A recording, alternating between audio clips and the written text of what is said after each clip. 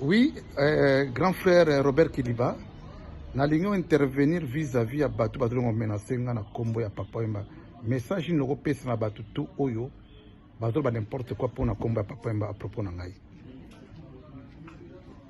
En tout cas, il y a kubanda na pesiona no merci na ndemo biminga na question yo otunina parce que yo zali mutu oyo ozo garder toujours kombo ya Papa Wemba. Banda via Kenya, ça fait 3 ans yango yo batu batanga liso kombo na yeke. Nalanda ka émission na yo ndenge osalaka otanga kombo ya vie na ndenge pe ya mabete. Na sepelaka vraiment po balobaki ke Papa Wemba mutabebisaka ba génération batu basala bate. Alors lelo Papa Wemba zali pe yo la mosi batu na zéro fenea.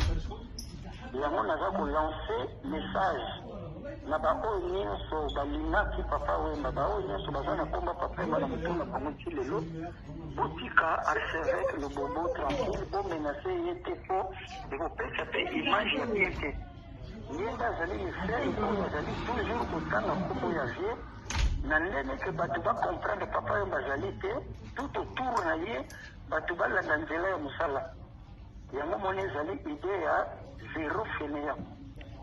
Soki archevêque asali émission na ye nazalaka le premier ya koyoka ngo mpona pesa ye accord nga moko namona bango mabe te akangi koma Papa Wemba koma Papa Wemba ezali lokola boulangerie ya mapa mutu nyonso aza na droit kozwa ndambu kotanga yango place ya lingi kolobela yango place ya lingi.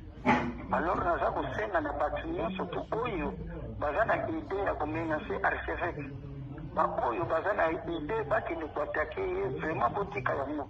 Ngai responsable ya famille ya Papa Wemba Robert Kiliba sera le grand l'homme capable na banza ebele oyo boza kuna na Paris ba sportif tout boza na Paris boyebi komo oyo vraiment nasengi na bino pardon na merci botika archevêque a continuer na émission na ye oyo kaka nakoki kopesa bino message yango wana bambote ya tro epai ya maître anglais na soki wana. Merci beaucoup, grand frère Robert Kiliba. Oyo balandaka émission à zéro fainéant. Je suis le petit frère propre à Papa Wemba. Et puis, à aucun instant, natikala ko finga Papa Wemba ni de loin ni de près. Et à aucun instant, je répète, même la seconde moi ko yelanga te na finga Papa Wemba. Sauf que bato ya mitemo mabe obotono ko interpréter ba propos na ngai obotono ko bebisa image na ngai na osenga na bino botika. Et je vais dire ceci, quand monsieur Lobobo wana archevêque de monsieur Lobobo dénonce monde ya ba vendeur de la drogue na do garantir bino ke na ko bombela bino te la police est derrière moi.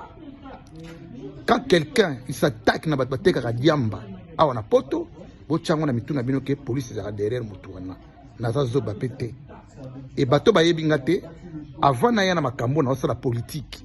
Donc nazo ki déjà ba engagement tout ba précaution tout pour na ko attaquer ba congolais o nyonso bateka ka ba diamba ba congolais nyonso balingi okene musala te ba congolais nyonso ba yibaka soki batu oyo ba yebi un certain appui ou asala na galerie Lafayette Botunaye, le bobo il est venu là-bas, na ba mindele nini, pour nous avoir précaution, ba miyibio tout, ba ya koyiba na Lafayette. Il y a un garçon avec un api à moi na bandal, à koyib sabino, démarche à le bobo ça nini, pour nous dire ça, ba miyibi tout, awa na Paris. Merci beaucoup grand frère Robert Kiliba, Natikio, mot de la fin vieux.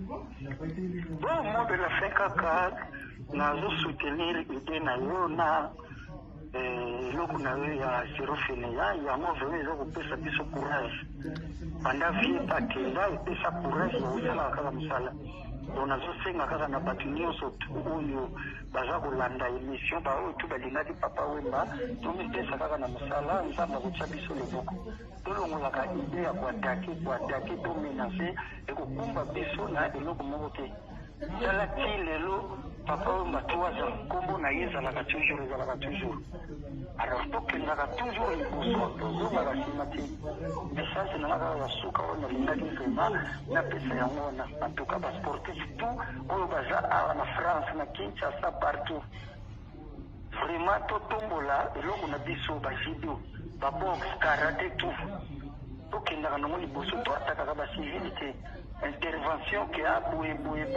batedi riner combien de fois championnat no toyoka ete ko abetaki moto akambata na nzela non vraiment naza na fiere na bino naza na esengo na bino totika archeve lobobo tranquille tobanda kotala bamakambo mosusu oyo kaka nalingaki nasukisa yango wana merci Merci beaucoup. Zéro Fainéant marche partout. Ciao, ciao.